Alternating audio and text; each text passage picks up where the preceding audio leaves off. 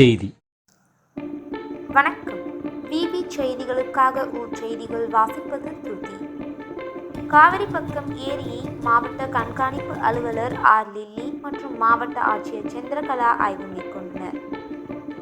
தற்போது தமிழகத்தில் பெஞ்சல் புயல் காரணமாக இடைவிடாது மழை பெய்து வருகிறது. இதன் காரணமாக ராணிப்பேட்டை மாவட்டத்தில் கடந்த 3 நாட்களாக இடைவிடாது மழை பெய்து வருகின்றன. இதன் காரணமாக மாவட்ட நிர்வாகம் சார்பில் பல்வேறு முன்னெச்சரிக்கை நடவடிக்கைகள் மேற்கொள்ளப்பட்டு வருகின்றன.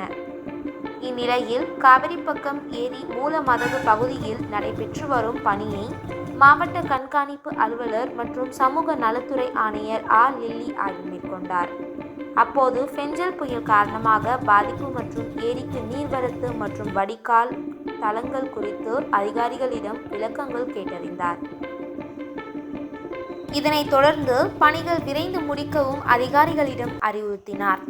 அப்போது மாவட்ட ஆட்சியர் ஜே.யு. சந்திரகலா, நீர்வளத்துறை செயற்பொறியாளர் பிரபாகரன், உதவி செயற்பொறியாளர் சந்திரன், உதவி பொறியாளர் மெய்யழகன், பாசன உதவியாளர் ரகோத்தமன், தொழில்நுட்ப உதவியாளர் செபஸ்டீன் உட்பட பலர் உடனிருந்தனர்.